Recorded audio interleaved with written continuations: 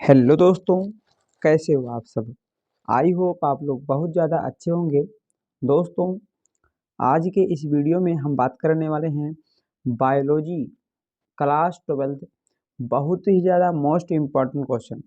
दोस्तों, इससे पहले जो है मैंने पार्ट फर्स्ट में, ठीक है ना, 7 बहुत ही ज़्यादा मोस्ट इम्पॉर्टेंट क्वेश्चन को मैंने कराया था उत्तर के साथ में। ठीक है मेरे दोस्त, तो ये पार्ट सेकंड है। अगर आपने पार्ट फर्स्ट नहीं देखा है तो मेरे दोस्त, ठीक है ना, जो पार्ट फर्स्ट है वो या तो आपको कमेंट बॉक्स में जो पहला कमेंट होगा उस पर मिल जाएगा, या फिर डिस्क्रिप्शन बॉक्स में भी मिल जाएगा। ठीक है मेरे दोस्त, तो आशा करता हूँ कि आपको, अगर आपने पहला वीडियो देखा है तो आपको पहला वीडियो बहुत ज़्यादा अच्छा लगा होगा। दोस्तों, मैं हमेशा यही बात बोलूँगा कि जितने से भी क्वेश्चन आने वाले हैं ना, मैं गारंटी के साथ कह रहा हूँ कि यहीं से जो हैं आने वाले हैं। और दोस्तों, मैं ये भी दावा करता हूँ कि आपको इसी वीडियो में ही मैं सब कुछ आपको याद करा भी दूंगा। ठीक है ना मेरे दोस्तों, तो चलिए नो बकवास, वीडियो को हम शुरू करते हैं। दोस्तों, यहाँ पर जो पॉइंट लिखा है ना, उसमें आप गलत साबित नहीं कर सकते हैं। जैसे कि 100% गारंटी यहीं से आएगा। जी हाँ दोस्तों, मैं गारंटी ले रहा हूँ उसका। याद कराने की गारंटी है दोस्तों। जितने सभी क्वेश्चन के उत्तर हैं दोस्तों, चाहे वो लघु उत्तरीय हैं चाहे दीर्घ उत्तरीय हैं, सभी को याद कराने की, ठीक है ना, मेरी गारंटी है। बस आपसे रिक्वेस्ट है, आप वीडियो में एंड तक बन रहिएगा। ठीक है ना, तो चलिए वीडियो को अब हम शुरू करते हैं। दोस्तों, सबसे पहले मैंने जो है एक छोटा सा क्वेश्चन लिया हुआ है। क्वेश्चन है क्वेश्चन नंबर 8, जलीय परागण करने वाले पौधे। दोस्तों, ये काफ़ी इम्पोर्टेंट क्वेश्चन है कि जलीय परागण करने वाले पौधे कौन कौन से हैं। ठीक है मेरे दोस्त, तो एक है नाजा और दूसरा है हाइड्रिला। ठीक है मेरे दोस्त, कौन सा जो जल में परागण करते हैं वो है नाजा और हाइड्रिला। ठीक है मेरे दोस्त, ये तो अति लघु उत्तरीय है, इसको आप आसानी से आप याद कर लीजिएगा। नाजा और हाइड्रिला ये क्या हैं, जलीय परागण करने वाले पौधे हैं। अब दोस्तों, बहुत ही ज़्यादा इम्पोर्टेंट क्वेश्चन जो है वो है हमारा परागकण का अंकुरण, या फिर क्वेश्चन आता है परागकण का विकास। ठीक है ना, या फिर दोस्तों आ जाता है नर युग्मकोद्भिद का विकास। दोस्तों, लगभग बहुत सारे बच्चे, ठीक है ना, ऑफलाइन में भी जो कॉलेज में बच्चे होते हैं ना, वो भी इस क्वेश्चन को लेकर परेशान रहते हैं। ठीक है ना, कि इसको कैसे याद करें, इसका उत्तर क्या होगा। ठीक है मेरे दोस्त, और ऑफलाइन में तो, ऑनलाइन में तो बच्चे परेशान होते ही हैं। ठीक है ना, उनको ये रटना पड़ता है। ठीक है ना, लेकिन मेरे दोस्त अब जो है आपको रटने की ज़रूरत इसको नहीं पड़ेगी। मैं आपको बहुत ही बेहतरीन तरीके से करा दूंगा। लेकिन दोस्तों, आपको पता होना चाहिए कि क्वेश्चन किस प्रकार से वो पूछ सकता है। दोस्तों, ये जो क्वेश्चन है ना, ठीक है ना, क्वेश्चन नंबर 9 लगातार, यानी कि हर साल आपके बोर्ड एग्जाम में ये क्वेश्चन आ रहा है। ठीक है ना, तो ये 3 प्रकार से क्वेश्चन पूछ लेगा, परागकण का अंकुरण, या फिर परागकण का विकास, या फिर नर युग्मोद्भिद का विकास। दोस्तों, सबसे पहले अगर आपसे चित्र में पूछेगा तो इसी प्रकार से आपको दोस्तों चित्र बना देना है। ठीक है ना, मैं आपको चित्र के माध्यम से बताऊंगा, और दोस्तों चित्र के माध्यम से ही मैं आपको याद भी करा दूंगा। ठीक है मेरे दोस्त, तो सबसे पहले ये है परागकण। ठीक है मेरे दोस्त, आप ध्यान से समझिएगा, तभी आपको याद होगा दोस्तों। ठीक है ना, और आप एक बार वीडियो को दोबारा देख लीजिएगा, या फिर आप इसको दोस्तों नोट कर लीजिएगा। ठीक है ना, एक बार आप रिवीजन कर लीजिएगा एग्जाम के टाइम, तो मेरे दोस्त आपको सब कुछ क्लियर हो जाएगा। तो मेरे दोस्त, ये है परागकण। ठीक है ना, परागकण में, ठीक है ना, एक बाहर से, ठीक है ना, एक झिल्ली होती है, एक चोल होता है, जिसे हम बोलते हैं बाह्य चोल। अब दोस्तों सिंपल सा इसमें याद क्या करना है, अगर बाहर है तो फिर बाह्य चोल। ठीक है ना, एक अंदर होता है जिसको बोलते हैं आंतरिक चोल, इसमें कुछ याद नहीं करना है। ठीक है ना, इसमें जो बाहर की झिल्ली होती है उसे बाह्य झिल्ली या फिर बाह्य चोल, और जो अंदर होता है उसे हम क्या बोलते हैं, आंतरिक चोल कहते हैं। इस परागकण में एक छिद्र होता है यहाँ पर दोस्तों, यहाँ पर या फिर हम नीचे बना सकते हैं। तो इस परागकण में एक छिद्र होता है जिसका नाम होता है जनन छिद्र। ठीक है ना, इसी के छिद्र के माध्यम से जनन होता है। ठीक है, यहाँ से पराग जो कण निकलते हैं, ठीक है ना, वो बाहर जाके वार्तिकाग्र पर यही मिलते हैं। और दोस्तों, यहाँ पर बीच में होता है केंद्रक, आप सभी को पता होगा, यहाँ पर होता है केंद्रक। ठीक है मेरे दोस्तों। तो ये चित्र है परागकण का। ठीक, इसके बाह्य जो आवरण होता है उसे हम बाह्य चोल कहते हैं। ठीक है ना। जो बाह्य चोल होता है वो मोटा एवं खुरदरा होता है। दोस्तों यहाँ पर मैंने कम शब्दों में लिखा हुआ है ताकि आपको याद हो जाए, लेकिन जब आप इसको मेरे दोस्त लिखेंगे ना तो इसी प्रकार से भी आपको लिखना है कि इसके बाह्य भाग को बाह्य चोल और आंतरिक भाग को आंतरिक चोल कहते हैं। इसका जो बाह्य चोल होता है आप देख सकते हैं मोटा भी है और खुरदुरा भी है। ठीक है ना। तो इसका बाह्य चोल मोटा एवं खुरदुरा होता है और ये स्पोरोकोलिन का बना होता है। ठीक है मेरे दोस्त, आपको यहाँ पर 2 पॉइंट याद रखना है। ठीक है ना। बाह्य चोल होता है वो मोटा एवं खुरदरा होता है, आप चित्र में देख सकते हैं, और ये स्पोरोकोलिन का बना हुआ होता है।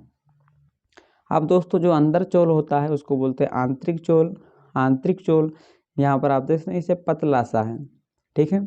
तो आंतरिक चोल पतला होता है और जो आंतरिक चोल होता है ये पेक्टिन एवं सेलुलोज का बना हुआ होता है। दोस्तों आशा करता हूँ कि आप इतना तो बहुत ही बेहतरीन तरीके से समझ ही गए होंगे। ठीक है ना मेरे दोस्तों। और यहाँ पर एक छिद्र होता है जिसे हम जनन छिद्र कहते हैं और मध्य में क्या होता है, केंद्रक होता है। ठीक है मेरे दोस्तों। यहाँ पर 1 2 3 4 5 6 7 8 9 दोस्तों 9 शब्द में जो है मैंने आपको सब कुछ समझा दिया है। ठीक है ना। जब आप इसको लिखेंगे ना तो आपका ये एक पेज जो है इसी से इतना भर जाएगा। अब दोस्तों यहाँ पर जो मध्य में जो केंद्रक है ना उस केंद्रक में अब होगा समसूत्री विभाजन। समसूत्री विभाजन का मतलब होता है दोस्तों समान भागों में टूट जाएगा, यानी एक केंद्रक है तो एक केंद्रक से ये अब 2 केंद्रक बनेगा। तो मेरे दोस्त यहाँ पर आप देखिएगा। ठीक है ना। यहाँ पर आप देखिएगा अब जो केंद्रक है ना इसमें विभाजन होगा। समसूत्री होगा तो सम का मतलब समान भागों में टूटेगा, तो 1 है और 2 हो जाएगा। ठीक है। तो आगे लिखेंगे, हेडिंग लगाएंगे यहाँ पर केंद्रक में समसूत्री विभाजन। आज दोस्तों इसमें लिखेंगे कि केंद्रक में समसूत्री विभाजन होने के कारण केंद्रक 2 भागों में बढ़ जाता है, छोटा केंद्रक और बड़ा केंद्रक। छोटे केंद्रक को हम जनन केंद्रक कहते हैं और बड़े केंद्रक को हम कायिक केंद्रक या फिर वर्धी केंद्रक कहते हैं।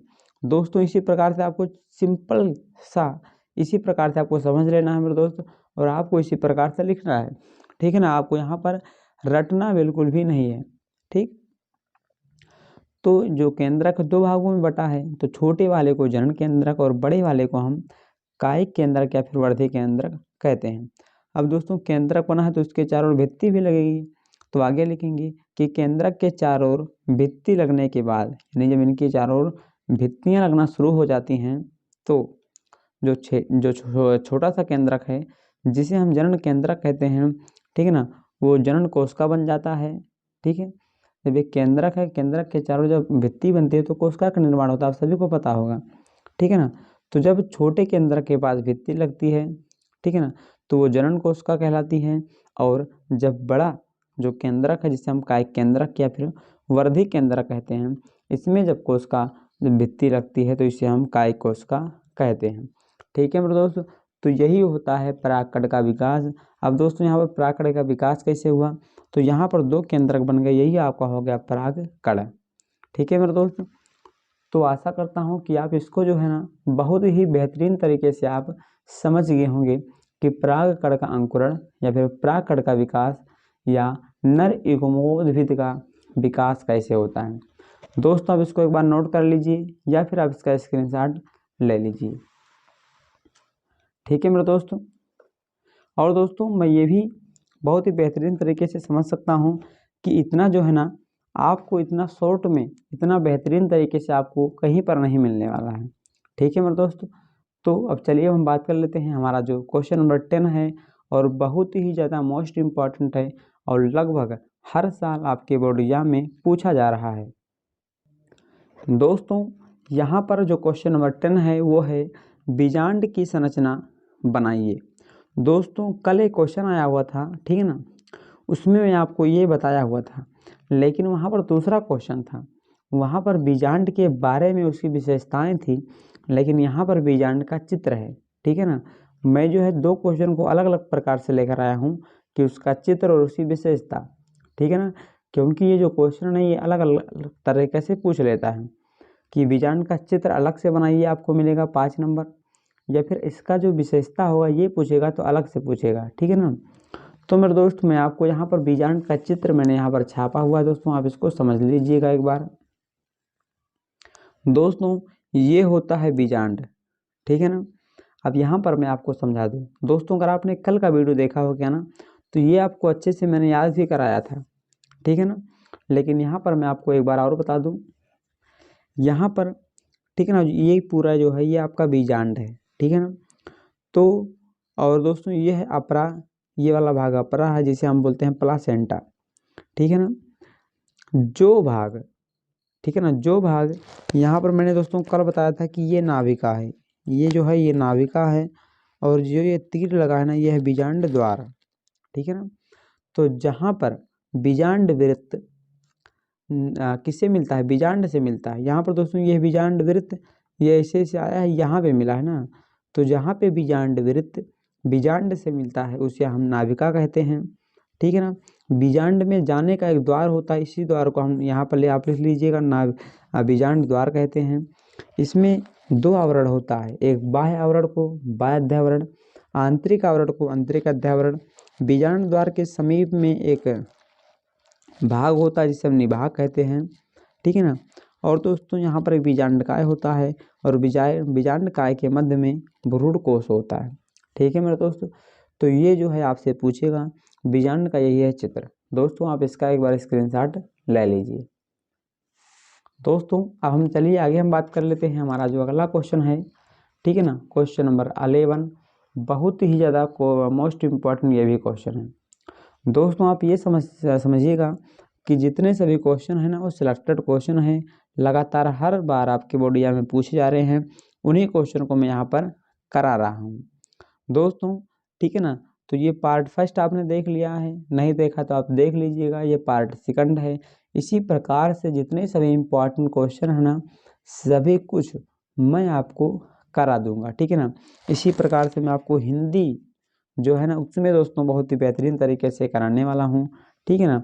जिस प्रकार मेरे हिंदी में बेहतरीन नंबर आए थे उसी प्रकार से भी आप भी इस बार दोस्तों टॉप करने वाले हैं। तो यहाँ पर क्वेश्चन समझ लेते हैं। क्वेश्चन है परागण क्या होता है दोस्तों, काफ़ी इम्पोर्टेंट है कि परागण क्या होता है, इसको प्रकार सहित समझाइए, ठीक है ना। तो मैं आपको सिंपल सा दोस्तों बता दूं कि होता है क्या है परागण। तो सबसे पहले आप छोटा सा 2 पॉइंट समझ लीजिएगा कि पुंकेसर जो होता है, आप नाम सुने होंगे पुंकेसर, 10th में आप पढ़े होंगे, ठीक है ना, नहीं पढ़े हैं तो कोई दिक्कत नहीं। पुंकेसर जो होता है वो पुष्प का नर भाग है, और स्त्री केसर, ठीक है ना, मादा भाग है। यानी कि जो फूल होता है, ठीक है ना, उसमें जो नर वाला भाग होता है, जो मेल वाला भाग होता है उसे बोलते हैं पुंकेसर, ठीक है ना। पुंकेसर, पू से हो जाएगा पुरुष और पू से हो जाएगा पुंकेसर। तो जो पुरुष वाला भाग होता है, जो मेल वाला भाग होता है, ठीक है ना, उसे बोलते हैं पुंकेसर। और स्त्री केसर है तो स्त्री का भाग होगा, मादा का भाग होगा। इतना दोस्तों आप समझ गए होंगे। अब हम यहाँ पर समझ लेते हैं कि परागण आखिर क्या होता है। तो जब दोस्तों पराग कोश से परागकण निकलकर जब स्त्री केसर के वर्तिकाग्र तक पहुँचते हैं तो वह क्रिया परागण कहलाती है। दोस्तों आप यहाँ पर समझिएगा कि मान लीजिए दोस्तों यहाँ पर कोई क्या है, पुष्प है, ठीक है। तो पुष्प है तो उसमें स्त्री केसर भी होगा और पुंकेसर भी होगा, यानी सभी जो फूल हैं उसके भाग होंगे। तो जब मेरे दोस्त पराग कोश से जब परागकण निकले और फूल के, ठीक है ना, वर्तिकाग्र पर जाकर पहुँच जाए तो इसी घटना को हम बोलते हैं परागण, ठीक है ना दोस्तों। आखिर ये जो परागकण होता है ये आखिर वर्तिकाग्र पर जाता क्यों है दोस्तों, तो ये जनन करने के लिए, यानी जब परागकण यहाँ पर वर्तिकाग्र से होते अंडाशय में पहुँचेगा तो यहीं पर एक नया पौधा बनेगा। तो जब परागकण वर्तिकाग्र पर पहुँचते हैं तो इसी क्रिया को हम परागण कहते हैं। इतना दोस्तों आपको सिंपल सा याद रखना है। अब यहाँ पर जो परागण होता है ये 2 टाइप का होता है, कौन कौन सा, स्वपरागण सेल्फ पॉलिनेशन और परपरागण, ठीक है मेरे दोस्त, ये 2 टाइप का होता है। पहला हम समझ लेते हैं स्वपरागण आखिर क्या होता है। स्व का मतलब क्या होता है? स्वयं, अपने, सेल्फ। ठीक है दोस्तों। तो जब परागकण उसी पौधे के वर्तिकाग्र पर पहुंचते हैं तो उसे हम स्वपरागण कहते हैं। दोस्तों मैंने अभी आपको बताया है कि जब परागकण वर्तिकाग्र पर पहुंचते हैं तो उसी क्रिया को हम परागण कहते हैं। ठीक है ना। लेकिन यहाँ पर क्या, स्व का मतलब अपने, यानी कि जब परागकण निकले और परागकण निकलने के बाद में अपने ही, जैसे मान लीजिए दोस्तों ये कोई क्या है, पौधा है, ठीक, और ये कोई दोस्तों पौधा है, ठीक है ना, ये इस प्रकार से आप समझ लीजिए कोई पौधा है। तो जब इस पौधे से परागकण निकले, इसी पौधे के वर्तिकाग्र पर पहुँचे तो उसी को हम बोलते हैं स्वपरागण।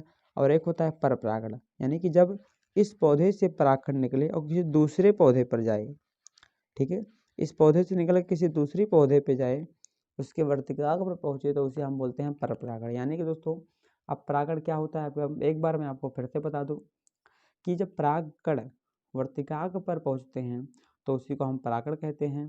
ये दो टाइप का होता है, स्वपरागण, परपरागण। यानी जब परागकण अपने ही पौधे की वर्तिकाग्र पर पहुँचते हैं तो उसे हम स्वपरागण, और जब परागकण दूसरे पौधे के वर्तिकाग्र पर पहुँचते हैं तो उसी को हम परपरागण कहते हैं।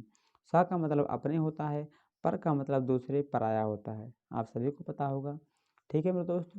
और यहाँ पर हमारा अगला क्वेश्चन नंबर 12 है, क्या पुरुषों से संबंधित है। दोस्तों ये क्वेश्चन एक नंबर में पूछ लिया जाता है। तो जो नसबंदी होती है, जो नरबंदी आप पढ़े होंगे, तो पुरुषों में जो होता है उसे बोलते हैं वैसेक्टॉमी। ठीक है ना, साइंस के भाषा में बोलते हैं वैसेक्टॉमी।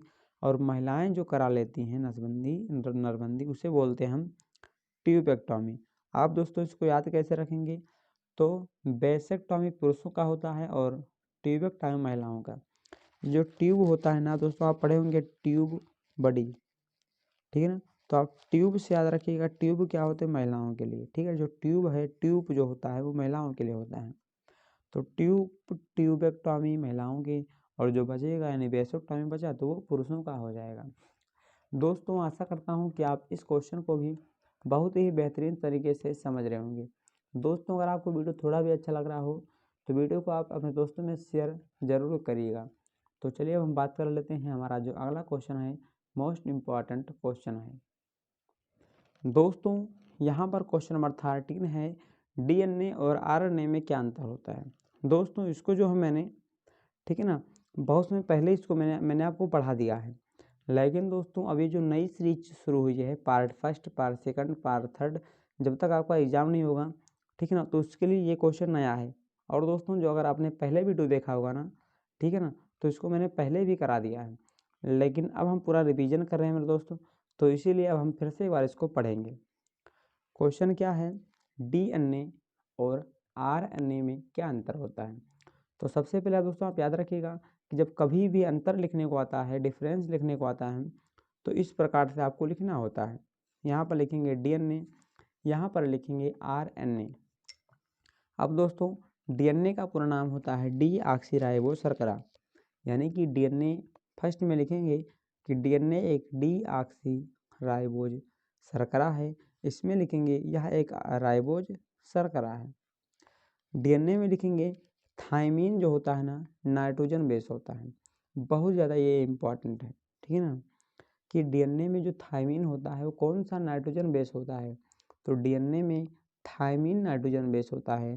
और ये मोस्ट इम्पॉर्टेंट है, आपसे एक नंबर में बहुविकल्प में भी पूछ लेता है कि आरएनए में थायमीन के स्थान पर क्या होता है, तो आरएनए में थायमीन के स्थान पर यू यानी कि यूरेसिल होता है।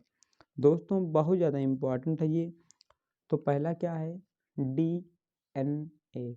डीएनए एक ऑक्सीराइबोज शर्करा है और आरएनए एक राइबोज शर्करा है। और दोस्तों जो यहाँ पर जो तीसरा अंतर है वो है, यह एक आनुवांशिक पदार्थ है, लेकिन यह भी आनुवांशिक पदार्थ है।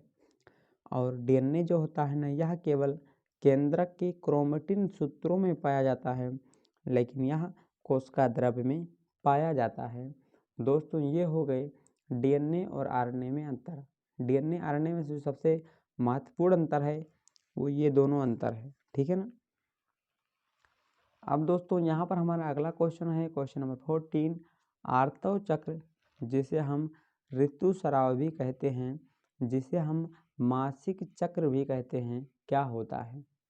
ठीक है, तो यहाँ पर देखेंगे मादाओं में जो अंडाणु निर्माण होता है ना, वो 28 दिन के चक्र में होता है और इसी चक्र को हम मासिक चक्र, ऋतुस्राव या फिर आर्तव चक्र कहते हैं।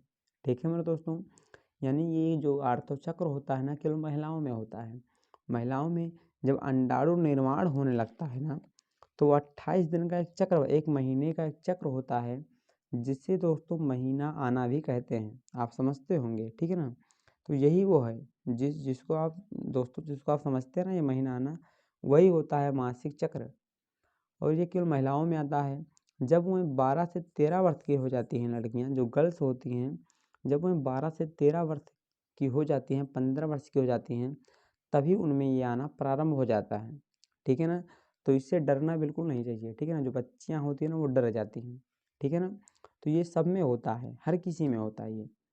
और यहाँ पर जो है आर्तव चक्र के लिए 2 हार्मोन जिम्मेदार होते हैं, LH हार्मोन और FSH हार्मोन। ठीक है दोस्तों, तो ये भी क्वेश्चन अलग से पूछ लेता है कि ऋतुस्राव के लिए निम्नलिखित में से कौन से हार्मोन जिम्मेदार होते हैं?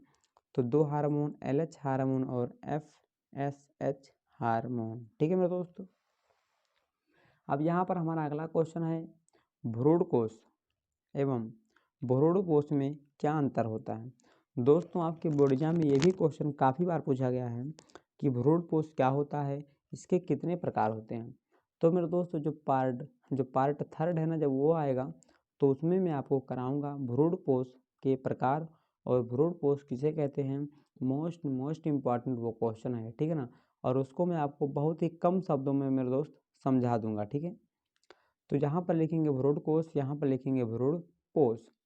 अब यहाँ पर क्या होगा, जो फर्स्ट पॉइंट होगा वो लिखेंगे कि भ्रूण कोश में 8 केंद्रक होते हैं, लेकिन भ्रूण कोश में अनगिनत केंद्रक होते हैं। दोस्तों, जो पार्ट फर्स्ट है ना, उसमें मैंने आपको ये कराया था। ठीक है ना, मैं आपको गिना के भी दिखाया था कि हाँ कितने केंद्रक होते हैं। दूसरा दोस्तों, जो भ्रूण कोश होता है ना, वो मादा जनन इकाई को आश्रय देती है। यानी कि जो मादा जनन इकाई होती है, जो मादाओं का जब जनन होता है तो उनको रहने के लिए स्थान कौन देता है? यही भ्रूण कोश देता है। कोश का मतलब कोई थैला। अब थैला है तो क्या करेगा, वो किसी को आश्रय देगा, रहने के लिए स्थान देगा। तो ये जो भ्रूण कोश होता है ना, वो आश्रय देता है। और भ्रूण कोश क्या करता है, तो ये पोषण देता है। पोष यानी कि पोषण यानी पोषक, उनको खाना देता है और ये उनको रहने के लिए स्थान देता है। ठीक है, भ्रूण कोश जो होता है ना, वो सभी आवृत्त बीजियों के बीजांड में होता है। ये जो होता है बीजांड में होता है, लेकिन ये एक बीजपत्री बीजों में पाया जाता है। दोस्तों, मैंने अभी आपको बीजांड का चित्र समझाया था, उसमें भ्रूण कोश था लेकिन भ्रूण कोश नहीं था। तो आप वहीं पर समझ गए होंगे कि भ्रूण कोश जो होता है बीजांड में होता है, लेकिन ये जो होता है वो एक बीजपत्री में पाया जाता है। ठीक है मेरे दोस्त, तो ये हो गया हमारा 15 नंबर क्वेश्चन। चलिए अब हम बात कर लेते हैं हमारा जो अगला मोस्ट इम्पॉर्टेंट क्वेश्चन है। दोस्तों, यहाँ पर हमारा अगला क्वेश्चन है बहुभ्रूणता क्या होता है। दोस्तों, ये तो मैं आपको ट्रिक से करा दूंगा, ठीक है ना, बहुत ही इसके नाम से ही मैं आपको समझा दूंगा। तो लेकिन आपको यहाँ पर एक पॉइंट याद रखना होगा कि बहुभ्रूणता की खोज एंटोनी वान लीवनहॉक ने की थी। ठीक है ना, बहुभ्रूणता जो होता है इसकी खोज किसने की थी? तो बहुभ्रूणता की खोज एंटोनी वान लीवनहॉक ने की थी। कब? 1791 में। किसमें की थी? संतरे के बीज में। तो एंटोनी वान लीवनहॉक 1791 संतरे के बीज में। अब इसका हम डेफिनेशन जान लेते हैं। तो क्या है, नाम इसका है बहु का मतलब बहुत, भ्रूण का मतलब होता है भ्रूण, यानी कि एक बीज से या फिर एक बीजांड से जब बहुत सारे भ्रूण निकल आते हैं तो उसी को हम बहुभ्रूणता कहते हैं। यहाँ पर वही लिखा हुआ है, जब एक बीज या एक बीजांड से एक से अधिक मतलब बहुत सारे भ्रूण उत्पन्न होते हैं तो उसे हम बहुभ्रूणता कहते हैं। ठीक है ना, याद करने का तरीका, बहु का मतलब बहुत, भ्रूण का मतलब भ्रूण। जब एक बीज से बहुत भ्रूण निकलते हैं तो उसी को हम बहुभ्रूणता कहते हैं।